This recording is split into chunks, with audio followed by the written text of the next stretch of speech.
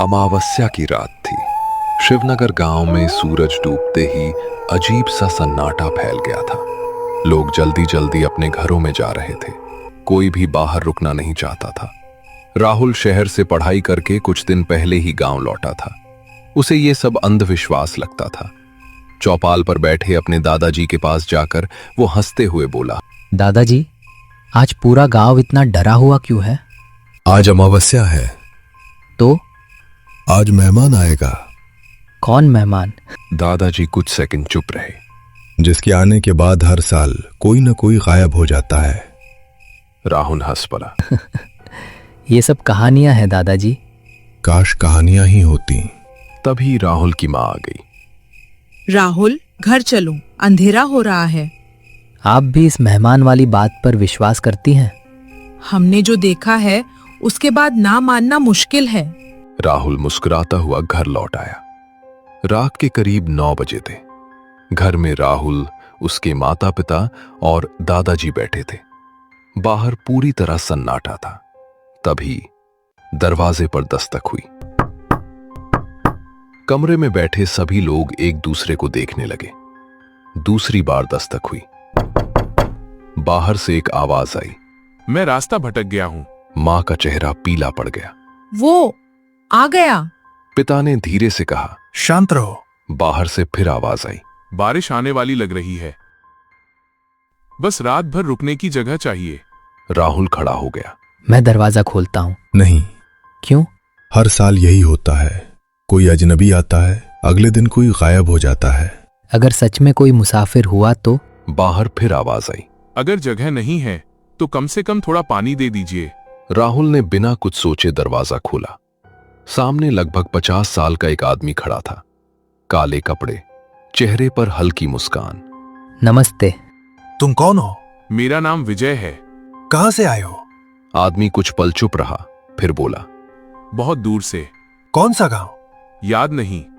कमरे में अजीब सा सन्नाटा छा गया। राहुल हल्का सा हंसा। आपको अपना गांव याद नहीं? कुछ बातें भूल जाना अच्छा होता है। दादाजी लगातार उसकी तरफ देख रहे थे। तुम्हारी उम्र क्या है? पता नहीं। ये भी याद नहीं? समय के साथ बहुत कुछ भूल जाता है इंसान। पिता ने गहरी नजरों से उसे देखा। रास्ता कहां भटके? कभी कभी इंसान रास्ता नहीं भटकता, रास्ते उसे भटका देते हैं। कुछ सेकंड के लिए पूरा कमरा खामोश हो गया। राहुल हंस पड़ा। बड़ी अजीब बातें करते हैं आप। विजय ने उसकी तरफ देखा, लेकिन कुछ बोला नहीं। मां रसोई से खाना लेकर आई।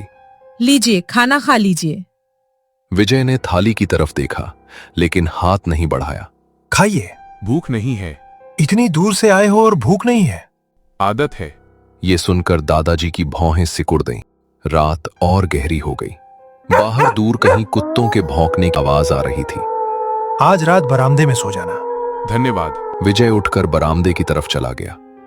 जाते जाते उसने एक बार पीछे मुड़कर पूरे परिवार को देखा।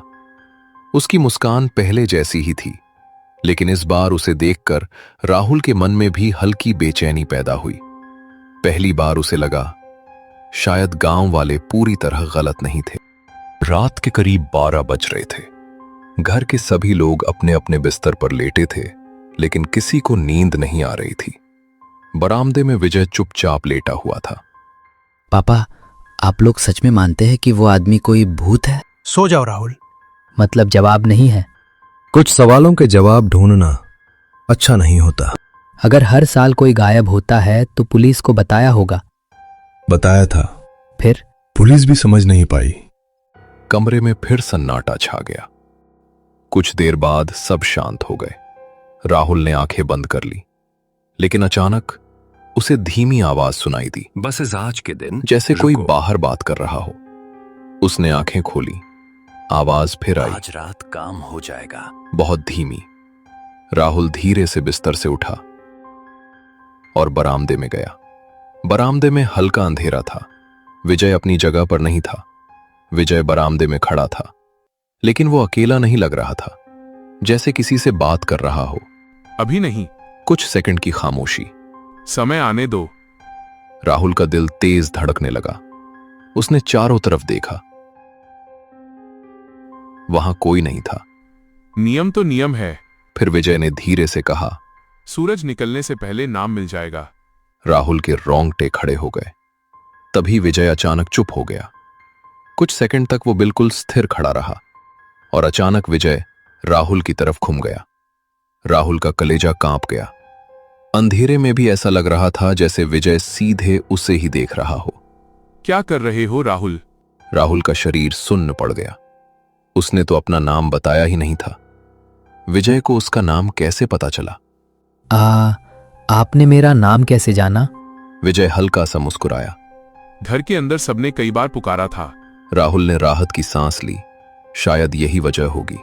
आप किससे बात कर रहे थे? अपने आप से। झूठ। हर सच तुरंत नहीं बताया जाता। राहुल अपने कमरे में लौट आया, लेकिन अब उसकी नींद पूरी तरह गायब हो चुकी थी। सुबह सूरज निकल चुका था। अचानक घर के अंदर चीख सुनाई दी। जी जी जल्दी आइए। मां घबराई हुई थी। क्या हुआ? बाबूजी कहीं नहीं मिल रहे। राहुल का दिल धक से रह गया। सभी लोग पूरे घर में खोजने लगे, आंगन, खलिहान, हर जगह, लेकिन दादाजी का कोई पता नहीं। पिता के चेहरे का रंग उड़ चुका था। नहीं, फिर वही हुआ। राहुल तुरंत बरामदे की तरफ भागा। विजय भी गायब था। उसकी खटिया वहीं पड़ी थी, लेकिन विजय नहीं था। पापा, वो आदमी भी गायब है। मां रोने लगी। मैंने कहा था ना उसे घर में मत आने दो। पिता जमीन पर बैठ गए। उनकी आंखों में डर साफ दिखाई दे रहा था। राहुल को अचानक रात की बात याद आई। सूरज निकलने से पहले नाम मिल जाएगा। उसका गला सूख गया। क्या विजय दादाजी के बारे में बात कर रहा था? तभी राहुल की नजर बरामदे में खटिया पर पड़ी। वहां एक कागज था। उसमें सिर्फ एक लाइन लिखी थी। अगली अमावस्या तक इंतजार करना। मां की चीख निकल गई। हे भगवान। पिता कांपती आवाज में बोले। बिल्कुल वही संदेश। क्या मतलब? 25 साल पहले मेरे चाचा के गायब होने पर भी यही संदेश मिला था। राहुल स्तब्ध रह गया। क्या? और उसके बाद हर कुछ साल में यही होता रहा। तभी बाहर से किसी ने आवाज लगाई। रामू, जल्दी बाहर आओ। गांव वाले घर के सामने जमा होने लगे थे। शायद खबर पूरे गांव में फैल चुकी थी। राहुल ने पहली बार महसूस किया, ये कोई साधारण घटना नहीं। सबके चेहरों पर डर साफ दिखाई दे रहा था। फिर वही हो गया। मैंने कहा था उस आदमी को घर में मत घुसने देना। अब अगली अमावस्या तक कुछ नहीं मिलेगा। वो अब नहीं आने वाला है। राहुल का गुस्सा बढ़ता जा रहा था। आप लोगों को डरने के अलावा कुछ आता भी है? किसी ने उस आदमी को पकड़ने की कोशिश की? भीड़ में सन्नाटा छा गया। किसी ने उसका पीछा किया? कोई जवाब नहीं आया। तो फिर हर साल वही कहानी दोहराते रहो। राहुल। नहीं पापा, अब मैं पता लगाऊंगा कि सच क्या है। भीड़ के पीछे खड़े एक बूढ़े आदमी ने ये बात सुन ली। उसकी उम्र लगभग 80 साल रही होगी। गांव में सब उसे हरिनारायण बाबा कहते थे। वो धीरे धीरे आगे आए। अगर सच जानना है तो मेरे साथ चलो। कुछ देर बाद राहुल और हरिनारायण बाबा गांव के किनारे एक पुराने बरगद के पेड़ के नीचे बैठे थे। आप कुछ जानते हैं? जितना जानता हूँ उतना जानना भी अभिशाप है। सीधे सीधे बताइए। बाबा ने गहरी सांस ली। आज से करीब 50 साल पहले की बात है। तब मैं 20 साल का था। फिर? उस समय गांव के बाहर एक मुसाफिर आया था। राहुल तुरंत चौकन्ना हो गया। विजय? नाम कुछ और बताया था, लेकिन चेहरा। बाबा चुप हो गए। क्या चेहरा? बिल्कुल वही था। राहुल के हाथ ठंडे पड़ गए। असंभव। मैं भी यही सोचता था। फिर क्या हुआ? उसे गांव के एक आदमी ने अपने घर में जगह दी। और अगले दिन कोई गायब हो गया? हाँ। कौन? उस घर का मालिक। राहुल कुछ सेकंड तक चुप रहा। फिर उस मुसाफिर का क्या हुआ? वो भी गायब हो गया। किसी ने देखा नहीं? नहीं। और फिर? कुछ साल बाद फिर वही आदमी वापस आया। वही आदमी? हाँ। इतने साल बाद भी? और तब भी उसका चेहरा बिल्कुल नहीं बदला था। क्या किसी ने उसकी फोटो ली? एक बार ली थी। कहाँ है वो फोटो? चलो। दोनों गांव के पुराने पंचायत भवन पहुंचे। भवन के दीवार पर उसका फोटो लगा हुआ था।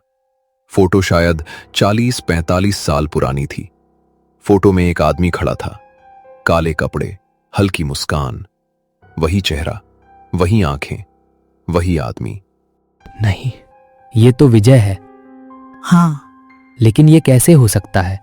यही सवाल मैं 50 साल से पूछ रहा हूँ।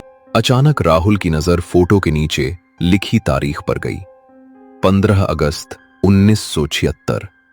फोटो ठीक 50 साल पुरानी थी और उसमें खड़ा आदमी बिल्कुल वैसा ही दिख रहा था जैसा कल रात, एक भी बदलाव नहीं। तभी हरि नारायण बाबा बोले, जिस दिन मेहमान अपना असली नाम बता देगा, उसी दिन उसका अंत होगा। असली नाम? उसका नाम विजय है। शायद विजय उसका असली नाम नहीं है। अगर उसका असली नाम पता चल जाए तो शायद ये सिलसिला खत्म हो जाए। उसी समय पंचायत भवन के बाहर किसी के कदमों की आवाज आई। दोनों ने एक साथ दरवाजे की तरफ देखा। कदमों की आवाज धीरे धीरे पास आ रही थी, फिर रुक गई। कुछ सेकंड तक सन्नाटा रहा, फिर बाहर से एक परिचित आवाज आई, मुझे ढूंढ रहे हो राहुल? राहुल का खून जम गया। वो आवाज विजय की थी। कौन है? सामने आओ। कोई जवाब नहीं आया। चलो यहां से। नहीं बाबा, अब मैं डरने वाला नहीं हूं। तभी फिर वही आवाज सुनाई दी। डरना चाहिए राहुल। इस बार आवाज बिल्कुल पास से आई। राहुल ने पीछे मुड़कर देखा। कुछ दूरी पर विजय खड़ा था, वही काले कपड़े, वही मुस्कान, जैसे कल रात से वो जरा भी नहीं बदला हो। मेरे दादाजी कहाँ हैं? विजय मुस्कुराता रहा। मैं पूछ रहा हूं, वो कहाँ हैं? जिंदा है। क्या? तुम्हारे क्या? झूठ नहीं बोलता। अगर जिंदा हैं तो वापस क्यों नहीं आए? विजय की मुस्कान पहली बार गायब हुई। सच हमेशा सीधा नहीं होता। राहुल का धैर्य टूटने लगा। तुम हो कौन? यही सवाल तुमसे पहले बहुत लोगों ने पूछा था। 50 साल हो गए, तुम आखिर चाहते क्या हो? मुक्ति। तुम लोगों को गायब करते हो और मुक्ति चाहते हो। मैं किसी को नहीं ले जाता। तो फिर कौन ले जाता है? वो जगह। कौन सी जगह? जहां तुम्हारे दादाजी अभी हैं। अगर तुम सच कह रहे हो तो मुझे वहां ले चलो। हरि नारायण बाबा घबरा गए। नहीं राहुल, मैं दादाजी को वापस लाऊंगा। जो वहां गया वो कभी वापस नहीं आया। किसी ने कोशिश भी नहीं की। विजय कुछ देर तक उसे देखता रहा, फिर धीरे से बोला, तुम सच में जाना चाहते हो? हाँ। तो आज रात तैयार रहना। कहाँ आना होगा? पुराने बरगद के पास। और वहां क्या होगा? वही जो पिछले 50 सालों से होता आया है। तुम्हारा असली नाम क्या है? ये सुनते ही विजय चुप हो गया, फिर धीरे से बोला, अगर तुम्हें मेरा असली नाम मिल गया तो सब खत्म हो जाएगा। अचानक तेज हवा चलने लगी और कुछ ही पल में विजय गायब हो गया। शाम होते होते पूरे गांव में खबर फैल गई कि राहुल रात में बरगद के पास जाने वाला है। घर पहुंचते ही मां रोने लगी। हे भगवान, तू कहीं नहीं जाएगा। दादाजी को वापस लाना है। तुझे नहीं पता तू किससे उलझ रहा है? शायद आप सही कह रहे हैं। फिर भी जाएगा? हाँ। घर में खामोशी छा गई, क्योंकि सब जानते थे रात होने में अब सिर्फ कुछ घंटे बचे थे। रात के करीब 11 बज चुके थे। पूरा शिवनगर सन्नाटे में डूबा हुआ था। राहुल घर से निकल चुका था। कुछ ही देर में वो पुराने बरगद के पास पहुंच गया। चारों तरफ अंधेरा था, लेकिन विजय वहां पहले से खड़ा था, वही काले कपड़े। मैं आ गया। मुझे पता था। अब मुझे दादाजी के पास ले चलो। विजय कुछ पल तक उसे देखता रहा। पहले एक सवाल का जवाब दो। क्या? अगर तुम्हें अपने दादाजी और पूरे गांव में से किसी एक को चुनना पड़े तो क्या चुनोगे? मतलब? हर 50 साल में ये श्राप किसी एक परिवार पर नहीं, पूरे गांव पर आता है। कैसा श्राप? जिस रात मैं पहली बार यहाँ आया था, उस रात गांव वालों ने एक निर्दोष आदमी को चोर समझकर मार डाला था। राहुल चुप हो गया। वो आदमी मेरे पिता थे। हवा जैसे थम गई। क्या? उनकी मौत के बाद ये श्राप शुरू हुआ। लेकिन इसमें दादाजी का क्या दोष? कोई दोष नहीं। तो फिर? श्राप दोष नहीं देखता। कुछ पल तक कोई कुछ नहीं बोला। फिर विजय ने अपनी जेब से एक कागज निकाली। उस पर कुछ नाम लिखे हुए थे। ये क्या है? 50 साल से गायब हुए सभी लोगों के नाम। राहुल की नजर अचानक एक और नाम पर पड़ी। वो जम गया। वहां लिखा था विजय कुमार। ये तुम्हारा नाम? विजय की आंखें फैल गईं, जैसे उसने वर्षों बाद कुछ सुना हो। फिर से बोलो। विजय कुमार। विजय पीछे हट गया। उसकी सांसें तेज हो गईं। मेरा नाम। यही लिखा है। मेरा नाम विजय कुमार था। अचानक चारों तरफ तेज हवा चलने लगी। राहुल घबरा गया। ये क्या हो रहा है? विजय मुस्कुराया, लेकिन इस बार उसकी मुस्कान में डर नहीं था, सुकून था। मुझे याद आ गया। क्या? मेरा नाम। अब मैं घर जाऊंगा। उसी क्षण बरगद के पीछे से किसी के कदमों की आवाज आई। राहुल ने घुमा। उसका दिल उछल पड़ा। वहां उसके दादाजी खड़े थे, कमजोर, थके हुए, लेकिन जिंदा। दादाजी। मुझे लगा मैं तुझे कभी नहीं देख पाऊंगा। कुछ सेकंड बाद उसने पीछे देखा। विजय वहीं खड़ा था, शांत, मुस्कुराता हुआ। अब क्या होगा? अब मैं घर जाऊंगा। कहाँ? जहां मुझे 50 साल पहले जाना चाहिए था। धीरे धीरे उसका शरीर धुंधला होने लगा। धन्यवाद राहुल, किस लिए? मुझे मेरा नाम वापस देने के लिए। और अगले ही पल वो गायब हो गया, जैसे वो कभी वहां था ही नहीं। अगली सुबह पूरे गांव में खुशी थी। रामेश्वर प्रसाद वापस लौट आए थे। लोग इसे चमत्कार कह रहे, लेकिन राहुल जानता था कि यह चमत्कार नहीं था, ये किसी अधूरी कहानी का अंत था। उस घटना के बाद कई साल गुजर गए। फिर कभी कोई मेहमान अमावस्या की रात गांव में नहीं आया।